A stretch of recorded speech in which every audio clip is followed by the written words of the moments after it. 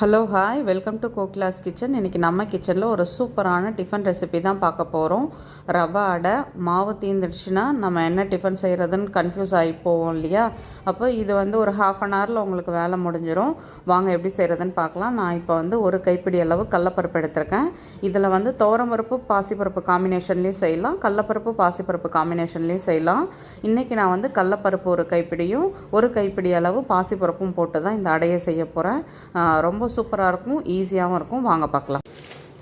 அதே அளவு பாசிப்பருப்பும் சேர்த்துக்கலாம். ஃபஸ்ட்டு இதை தண்ணியில் நல்லா ஊற வச்சுக்கலாம். இது கூடவே ஒரு கப் அளவு ரவை தனியாக ஊற வச்சுக்கலாம். பருப்பு இப்போ நல்லா ஊறிடுச்சு. நம்ம மிக்சியில் இதை அரைச்சி எடுத்துக்கலாம். இங்கே பாருங்கள், ஒரு ஹாஃப் அன் ஹவரில் சூப்பராக பருப்பு ஊறிடும். இப்போது இதில் கொஞ்சமாக உப்பு சேர்த்துக்கலாம், 1/4 ஸ்பூன் சோம்பு சேர்த்துக்கலாம். இப்போ இதை நான் அரைச்சி எடுத்துகிட்டு வந்துடுறேன். இப்போது இதில் நான் கொஞ்சமாக தண்ணி விட்டு அரைச்சிக்கிட்டேன். இதை இதில் சேர்த்துக்கலாம். இப்போது நம்ம ஊற வச்சுருந்த ரவை நல்லா ஊறிடுச்சு. இங்கே பாருங்கள், இதுவும் இது கூட சேர்த்துக்கலாம்.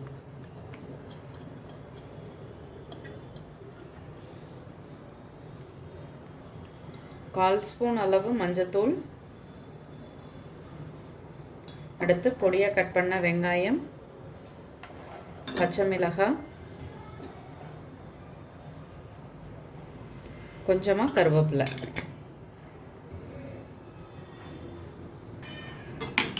இதை இப்போ நல்லா கலந்து விட்டுக்கலாம். இப்போது அடுப்பில் தோசைக்கல் போட்டாச்சு.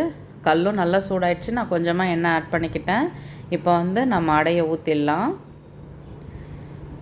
இன்னும் கொஞ்சம் தண்ணியை வச்சு கூட மெல்லிசாவும் ஊற்றிக்கலாம், இல்லை இந்த பதத்துலேயும் ஊற்றிக்கலாம். உங்களுக்கு எப்படி ஊற்ற வருமோ அதை மாதிரி நீங்கள் ஊற்றிட்டு இது நல்லா வேக வச்சு திருப்பி போட வேண்டியதுதான். நம்ம எண்ணெய் இன்னும் கொஞ்சம் ஜாஸ்தி சேர்த்தோம்னா நல்லா குழியான தோசைக்கல்ல போடும் பொழுது அடை நல்லா மொறு மொறுன்னு வரும்.